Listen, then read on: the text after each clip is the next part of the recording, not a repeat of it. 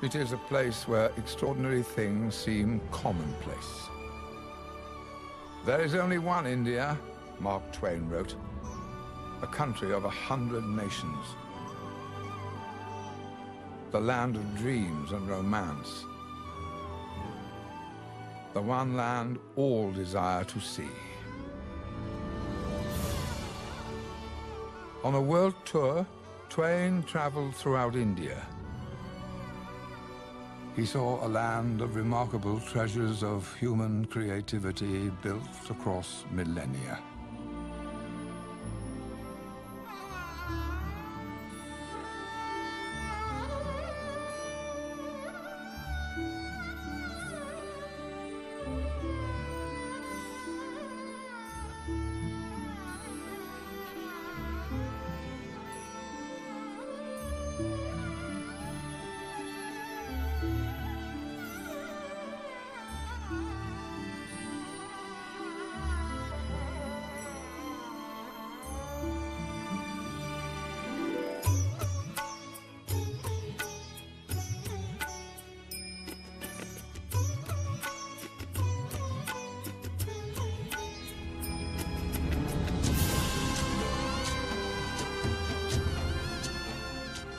India is a land of colorful customs and fascinating events that are among the largest and most spectacular in the world.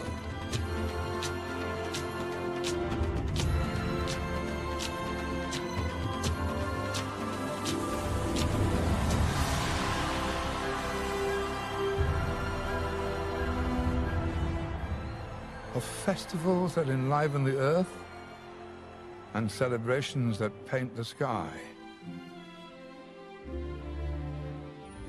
Thank you all for joining and bringing your warmth and enthusiasm on this busy Tuesday evening to the special event organized by the Asian American Pacific Islanders Affinity Group at Beechwood High School, also known as the AAPI Club. My name is Amy Zhao. And I'm Elizabeth Liu. We are honored to be your MCs for the night and this program. This evening, we will explore the fascinating interplay between Indian and American cultures, showcasing the beauty of cultural diffusion. Over the next 90 minutes, you'll hear from two inspiring speakers, Vada Parikh and Srishti Aipichanda, who will share their unique perspectives and insights. Following their talks, our students will present Darshana, an extraordinary traveling poster exhibition that highlights the profound contributions of Hindu civilization to the world. We'll conclude this evening with light snacks, providing an opportunity to connect and reflect on what we've experienced together. But before we invite our speakers to the stage, let's begin with a short video that sets the tone for tonight's celebration. Thank you again for being here and enjoy the program. I'm Indian, just Indian. I'm not South Asian any more than Russians are North Asian. I'm not Asian Indian or East Indian. There are 1.3 billion of us. We don't need a cardinal direction, okay? It's not our fault that Christopher Columbus got lost. Sure, we love our states, but there's strength in numbers. 1 out of every 6 human beings is Indian, so stop dividing us. The British already did that once. And we need to quit saying that we're not Indian because I wasn't born here or sound like this or eat that. Our hearts are Indian. We're feelers. We gave the world the romance of Bollywood films and the music of Ravi Shankar and Zubin Mehta and Lata Mangeshkar and Asha Bhosle and the allure of the Kama Sutra. We are thinkers. We are great at math because we invented numbers. And we're pretty good at letters, too. We are doctors and engineers and techies. And we mean business. We're the world's 3rd largest economy and the wealthiest ethnic group in America. We are huge and efficient. India is all on one time zone. That way everybody in the country is still late, but at the same time. We never invade anyone because we already have everything. Chess, the ruler, the button, wireless communication, arranged marriage, flush toilets, steel, democracy. All us, all India. And you're welcome, world, for yoga and elevating cricket into a multi-billion-dollar sport and making food so good that you sailed across the planet to come have some. Our food is hot. Our country is hot. Our women are hot. Our men are lucky. Where the world prays, we meditate. We practically invented religious tolerance, and we gave you Mahatma Gandhi and pundits and gurus and karma and dharma and kismet and reincarnation. The motherland is magical and mystical, and no matter who you are, you can find yourself here in incredible India. Jai Hind. I am Indian.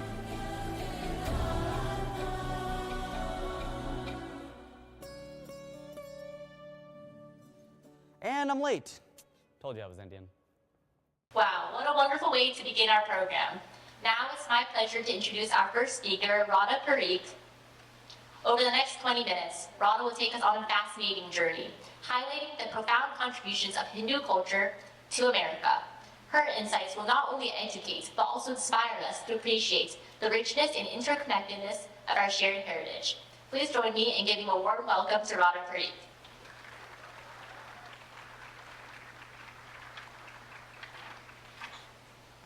Namaste, everyone.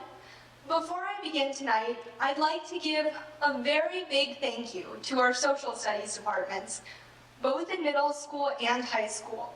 Their embrace of a Socratic approach to teaching inspires discussion and question, and is what led me to explore a side of history that, though was not covered in our curriculum, I believe is fundamental to understanding the development of our great nation. Today, it will be my humble attempt to address what Hindu philosophy is, how this philosophy has shaped America, and finally explore how we can leverage the amalgamation of Eastern and Western philosophies to create a more noble and peaceful world. What drove me to research this topic was a phrase that I had heard Philip Goldberg, renowned author of the award-winning book American Veda, say in numerous lectures. America is a nation of yogis, he said. Now, I had initially thought that it had to be because of how American it has now become to go to a yoga studio every week, or that Taylor Swift literally wrote a song called Karma, or that words like kismet, yoga, and guru have become adopted into the American vocabulary. But as I delved deeper into the scholarly work of Goldberg, I realized that the reason is because of how seamlessly Hindu philosophy coalesces with, complements, and strengthens the American spirit. Many of us today are yogis even if we haven't done yoga a single day in our lives. Even if today is the first time we are going to be learning about the core principles of Hindu philosophy. So I'd like to start by talking a little bit about what those core principles are. Firstly, the term Hinduism originates from an imperialistic label that reduces this profound school of thought to a mere geographical identifier. It translates to people on the land beyond the Indus River. So today, instead, I'd like to use a term that is more rich in meaning and is more authentic. In Sanskrit, we refer to the spiritual teachings of India as Sanatana Dharma, which means quest for eternal truth.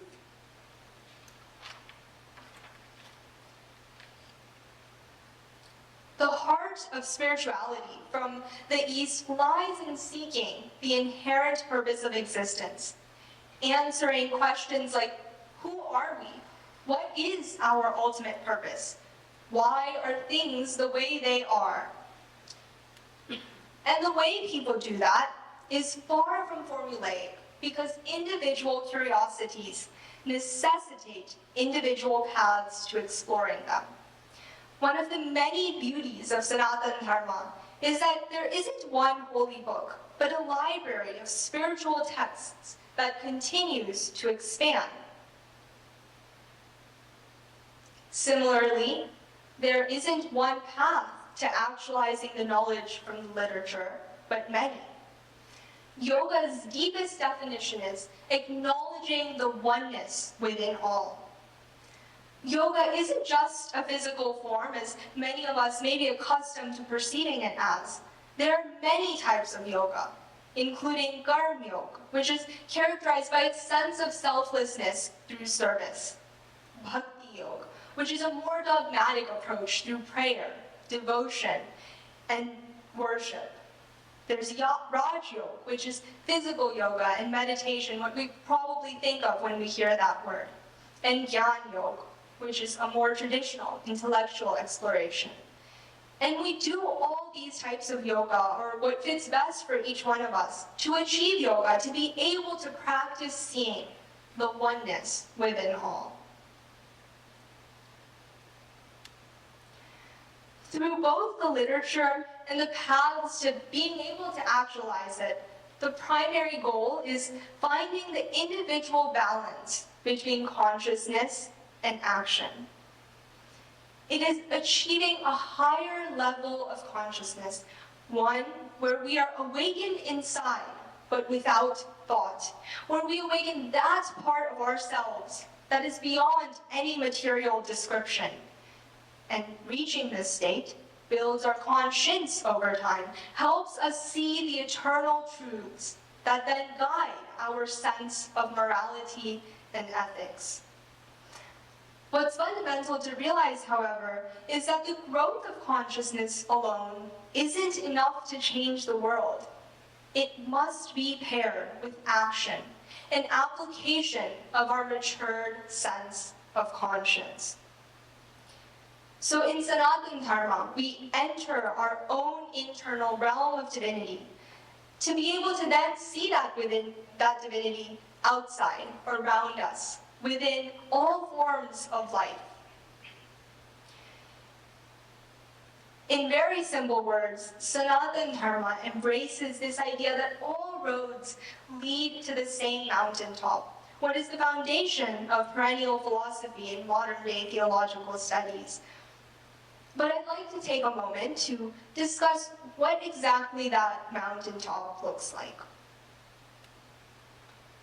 If we were to separate our realities into the following three aspects, then a dualistic explanation in theology would define living beings, their relationship with the material world, and divinity as three individual, distinct entities. A non-dualistic approach, however, as embraced by Sanatana Dharma, sees no difference at all, because everything at its root shares one homogeneous divinity, and the ultimate goal becomes realization of such.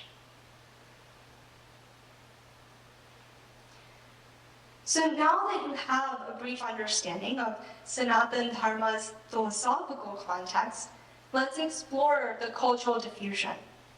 When talking about cultural diffusion in social studies, we often bring up examples like the Hellenistic age, the Silk Road, or European exploration. But rarely do we discuss the role Sanatana Dharma has had in influencing Western ideals and thinkers. How the principles that we've been talking about in the last few slides have become so deeply woven into this nation. And I'd like to share a little bit of that history today, which really goes back to when the first translations of the Bhagavad Gita and books like The Life of the Buddha fell into the hands of renowned philosophers like Emerson in the mid-1800s. In fact, he's often considered the first American non-dualist. And of course, we see him pass on that knowledge to his protege, Thoreau. Thoreau proudly called himself the yogi in Walden Pond. In fact, he had written, "In the morning, I bathe my intellect in the stupendous cosmogonal philosophy of the Bhagavad Gita, since whose composition years of the gods have elapsed, and in comparison with which our modern world and its literature seem puny and trivial. And I doubt if that philosophy is not to be referred to a previous state of existence, so remote is its sublimity from our conceptions. The pure Walden water is mixed with the sacred waters of the Ganges." The Transcendentalist period, which, as we know, led to America's crucial public reforms of women's rights, of furthering abolition and advancing the public education movement can all be tied back to ideas abstracted from the Gita. This critical broadening of democracy, where more opportunity for more people in more ways was created, all began with the idea that every individual has an inner light, an inner divinity to radiate. And from here, what really created a splash in this movement was the World Parliament of Religions Conference in 1893 in Chicago. And this is when Swami Vivekananda, whose birthday was actually January 12th, just 2 days ago, arrives from India to represent Sanatana Dharma and to accelerate the transmission of Indian spiritual teachings in American society. Now, as a dark-skinned, saffron turban-wearing man, he came to this country at a time when interfaith meant having a Presbyterian and a Baptist and a Methodist all sit at the same table. At a time when many Americans hadn't even met a Catholic or a Jewish. And the parliament was not at all prepared for Vivekananda to steal the show with his speech, which radically challenged the relationship to the divine as people had understood it. Vivekananda understood that America's love for individualism was compatible with what India had to offer, and that it could make India essential in helping America grow its philosophy.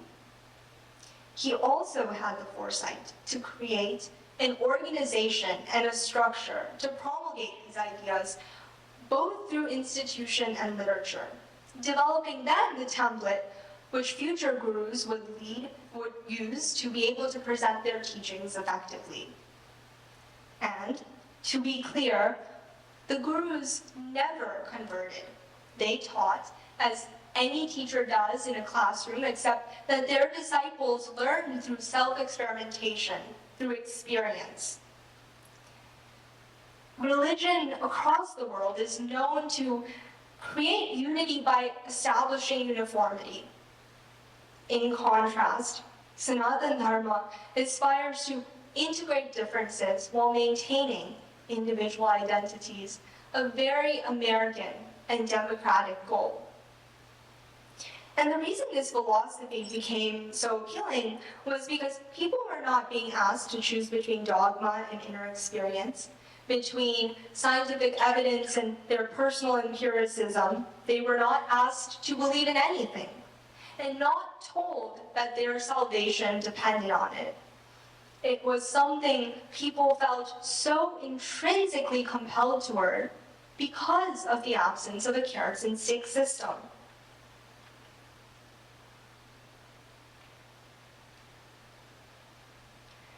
The revered Paramahansa Yogananda was the next great guru to transform America during the Roaring '20s. I'm sure many of you have heard of the book, The Autobiography of a Yogi, which became extremely popularized in the 1970s. And he was the one who laid the foundation for the establishment of Vedanta societies to proliferate the country between the 20s and the 50s. LA's Hollywood Vedanta Society was one of the most influential ones in the 1940s. It influenced great thinkers like Huxley and Isherwood.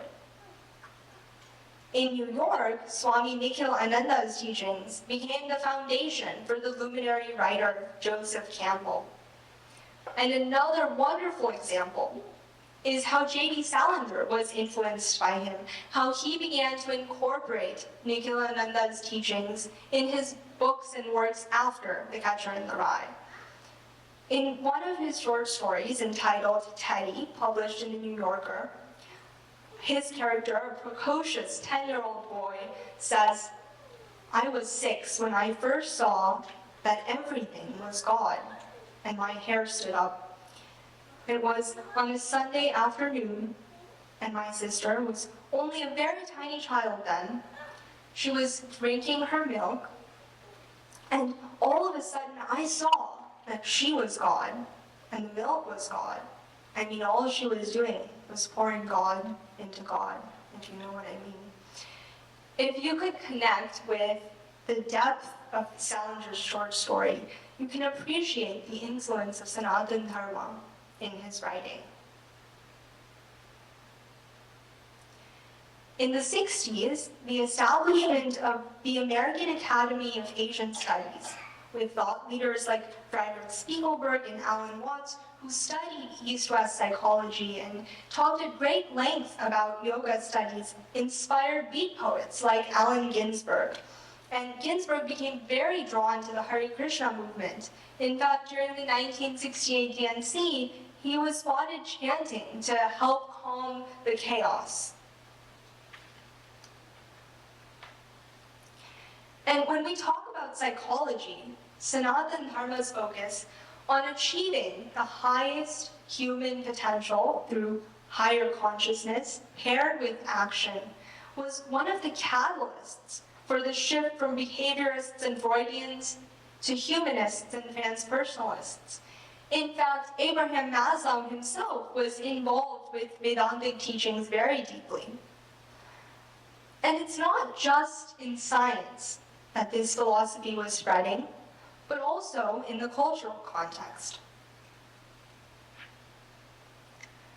Those who spread the outreach of Vedic knowledge into the mainstream with the greatest magnitude were probably the Beatles. And that began with George Harrison's wonderful relationship with the iconic musician Ravi Shankar, who introduced him to the sitar. And then George Harrison introduced the sitar to Western music. And slowly he also started absorbing that philosophy and permeating that philosophy within music and within the lyrics. In fact, I think these lyrics up here can really truly be considered a Mahavakya, a great saying of the Upanishad texts. When you've seen beyond yourself, then you may find peace of mind is waiting there. And the time will come when you see we're all one, and light flows on within you and without you. I think this is a phenomenal example of how spiritual teachings have been absorbed and adapted while being able to retain the core message of Sanatana Dharma. What really opened the floodgates was the Beatles' visit to India in 1967. These role models who set the example for the entire country, especially the youth, despite having everything, chose to leave everything behind in search of eternal truth. When they joined Maharishi Mahesh Yogi in rigorous meditation in India, news spread like wildfire, triggering global interest in Vedic science, which has since become the cutting-edge science for psychology. And shortly after, the first scientific studies on the effects of meditation began in 1970 in UCLA, and this field only boomed ever since. And we see that science became the link that helped these practices go from being a part of hippie culture to be able to enter the mainstream. Now, because of these studies, what is a very, very individual practice also became medicalized and psychologized. And that was the American adaptation of it. What we need to be careful of, however, is that these great teachings don't become trivialized, that they don't become reduced, that yoga doesn't just become synonymous with physical fitness, because in doing so, we lose the depth of what these teachings have to offer. If we see meditation as simply a form of stress reduction, we forget that it is also an opportunity to explore the most internal curiosities of ourselves. And so, in the 21st century, the over 200-year history of cultural diffusion continues. And to fully leverage the opportunities created by the fusion of two great civilizations, America and India, we must also recognize the challenges that come with it and commit to solving them through cultural inclusivity. as reminiscence of the timeline that we've discussed today float all around us at all levels, we also realize that the source and history of this cultural diffusion are becoming more and more forsaken. In fact, interestingly, a 2019 Pew Research study on religious awareness found that just 15% of Americans were able to identify the Vedas as a Hindu text. Now, a survey by Yoga Alliance recently reported that at least 9 out of 10 Americans have heard of yoga. So, in a world where saying namaste has become as common as saying hello, where yoga has become as crucial as a meal, how can we forget the books and the individuals that have gifted us with this invaluable knowledge?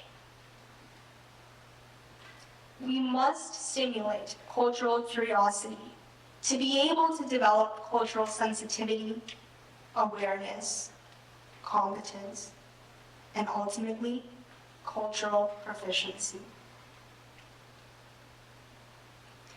In light of the Ohio House and Senate passing the bill to designate October as Hindu Heritage Month from now on, I think it is essential to acknowledge and answer the question we started off with today. Why are we a nation of yogis? I would like to conclude by saying that we are a nation of yogis because at the heart of American culture is pragmatism, is questioning, love for freedom and individuality, and exploration, everything that aligns with Sanatana Dharma. I say, let's be a nation of yogis, but one that is proud to acknowledge, nurture, and question all its diversified sources of learning. If enough of us can muster the courage to ask questions that broaden our horizons, we can create a more perfect union by complementing consciousness with initiative for moral and ethically responsible action. Thank you.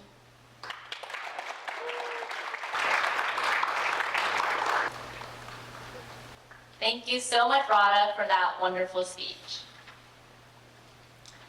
Next up, our next speaker, Shristi Aiti Chanda, will share her experience in the role of arts, especially dance and music, in the modern Indian diaspora. Let's welcome our last speaker, Shristi, on stage.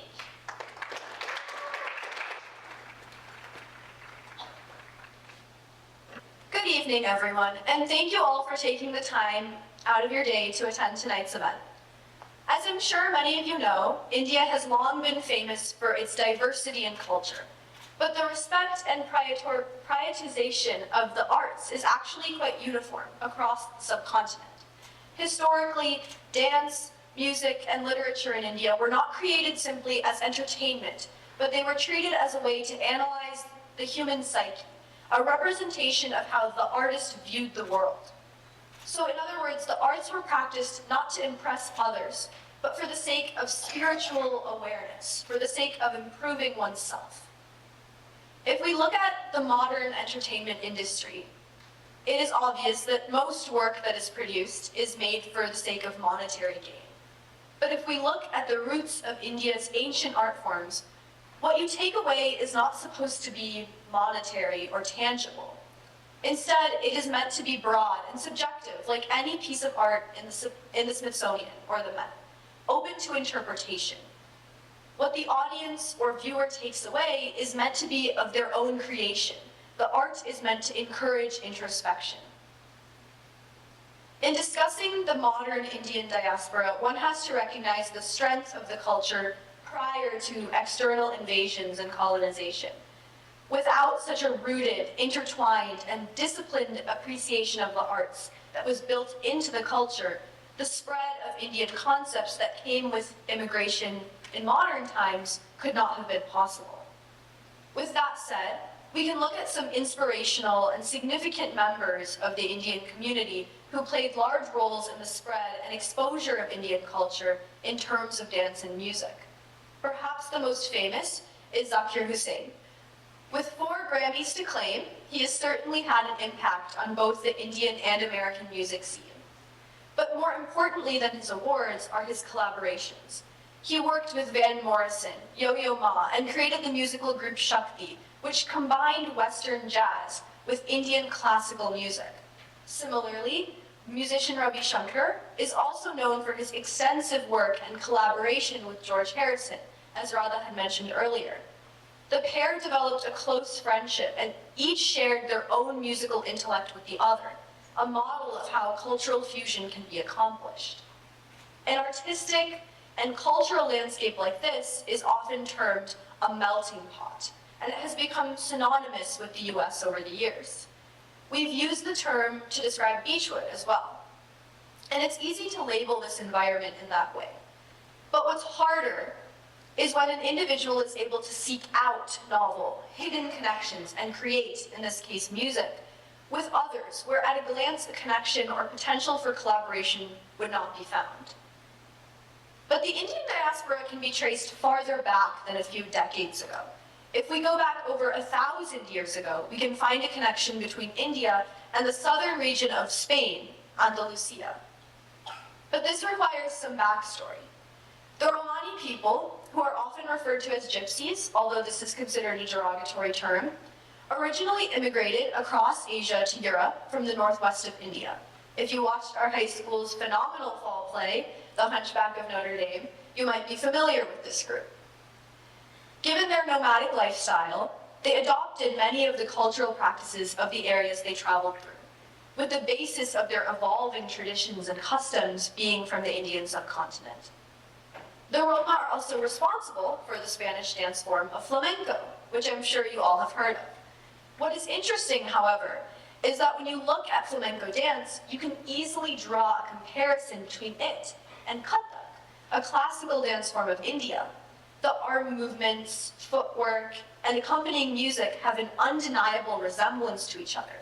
And I have a short clip to show you as an example, where a Kathak and flamenco dancer have collaborated.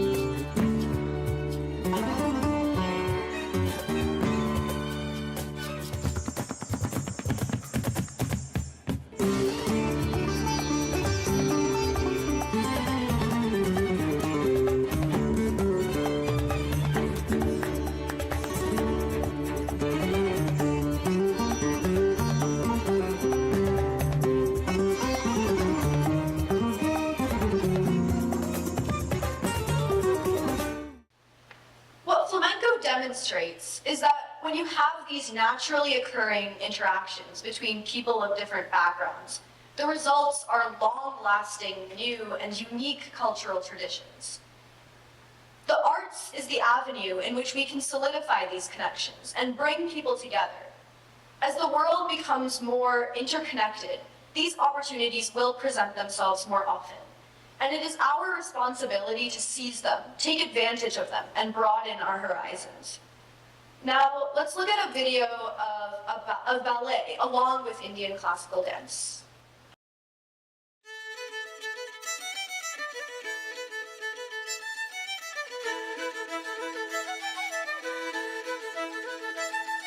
बादरवा बरसन को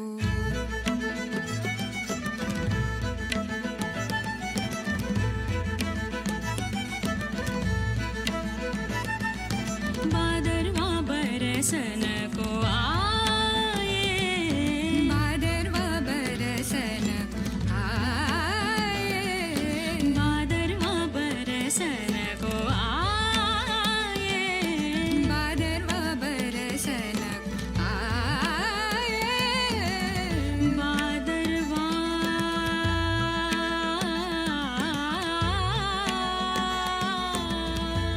बरसन को आए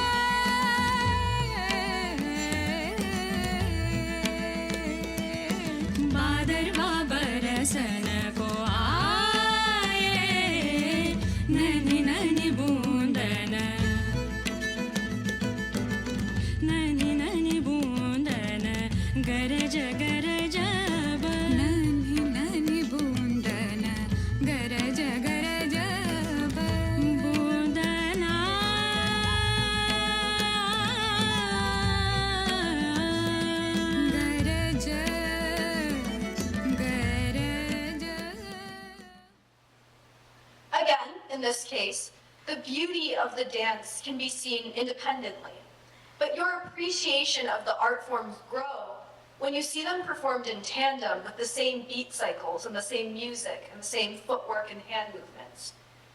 Many of you know that I myself, for the last over 11 years now, have continued to train in Bharatanatyam, one of India's 8 classical dances. Dance has not only brought me closer to my culture, but it has taught me about my own self. It has taught me about my own psychology. Without the aid of my guru and her training, I would not be able to speak here today. Dance has taught me the importance of discipline, confidence, and faith, and I will always be grateful for the lessons I've learned from it.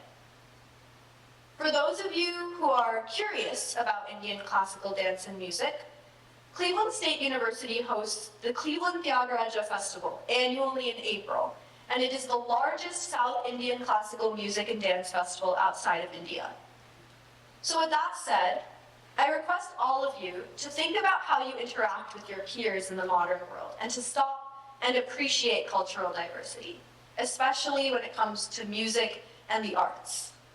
Thank you all so much for your time, and I hope you enjoy the rest of your evening.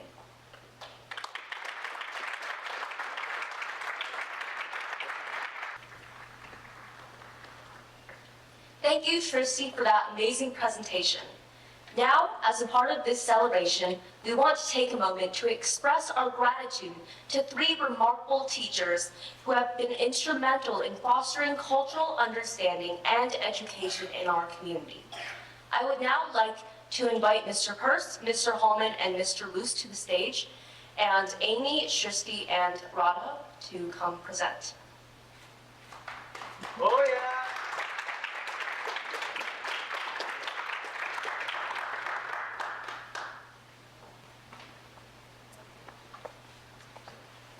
These teachers have not only educated minds, but also touched hearts, bringing cultures and building connections. In recognition of their dedication, we would like to present each of them with a small token of appreciation, a rose symbolizing beauty and respect, and a book summary of the exhibit you will be exploring momentarily, and a gateway to the vibrant heritage of India. We hope these humble tokens of appreciation remind them of the invaluable role they play in our community and inspire them to continue their incredible work. Thank you for your unwavering commitment to education and cultural enrichment.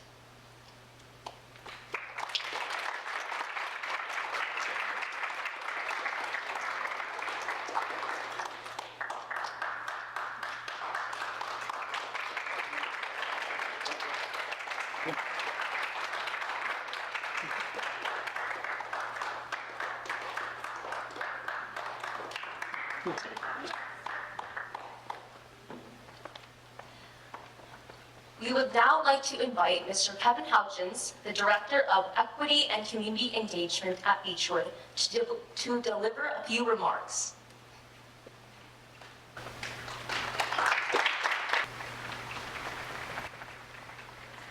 All right, I'll keep this brief. I really want to tell you, on such a cold night, you all really brought some warmth and excitement to our community. As part of what I like to say is our young people, giving them opportunity to have their voice.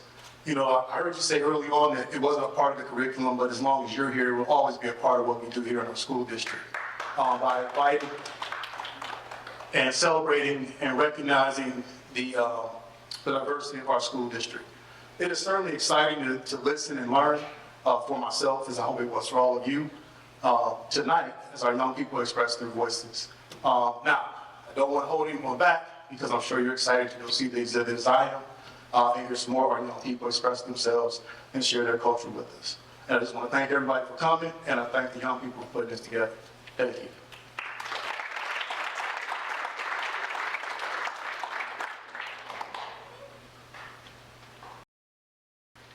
Thank you so much, Mr. Houchins, and thank you everyone for investing your valuable time and presence for making this evening truly enriching and meaningful. Before we all disperse to explore the Darshana exhibition in the community room, Let us all observe a moment of silence to honor and pray for all forms of lives lost and affected by the recent natural calamities in Los Angeles and all the ongoing global conflicts. In spirit of this, please remain seated and join Mahatma Gandhi's famous prayer, Vaishnava Janato Tene Kahi. This timeless hymn is performed by representatives from over 124 countries worldwide. It carries a very powerful message of universal oneness. It reminds us that truly noble individuals are those who realize the pain and suffering of others as their own, because there is no others.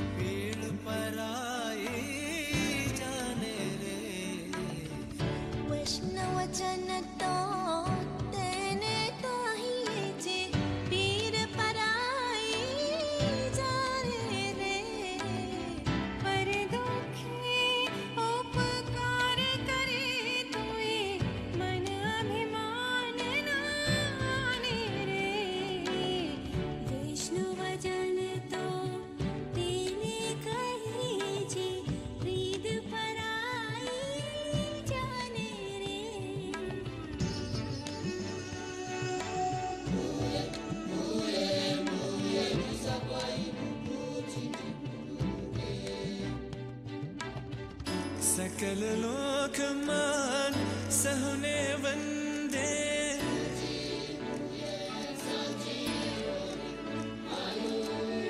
सकल लोक मान सहने वंदे निंदा ना करे के नीरे निंदा न करेगे नीरे वाच काच मन निश्चल राखे धन धन चरानी देनी रे वैष्णव जन तो तेन कहिए जे पीर पराई जाने रे वैष्णव जन तो तेने कहिए जे वैष्णव जन तो तेने कहिए जे पीर पराई जाने रे उपकारे करे कोई मनभिमान बने रे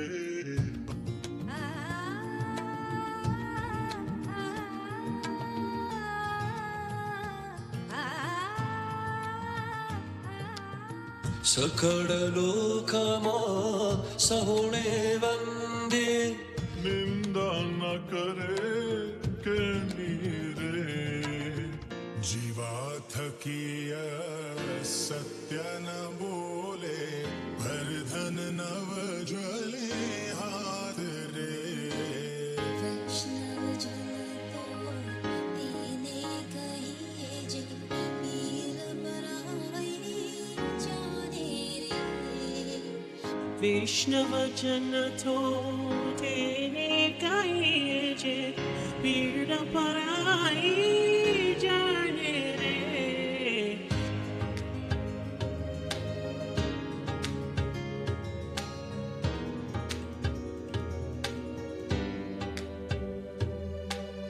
वैष्णव जन तो तेने कहिए जे महामाया व्यापी नहीं जेने दृढ़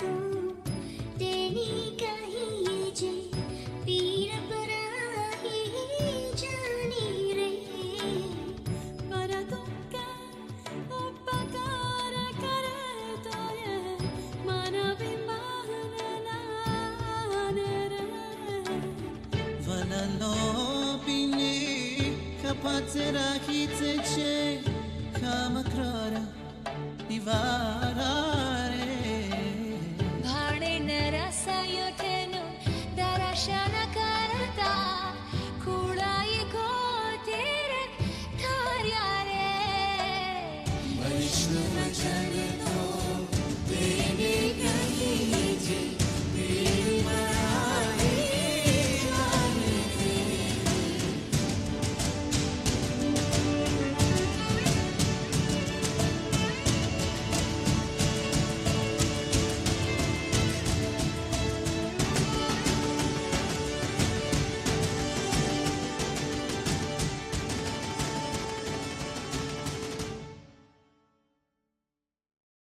At the end of every year, we all say this together and remember. Based on this president, we call it Western. Western is like a holistic approach to architecture. What I would see and learn, and I learned a heck of a lot.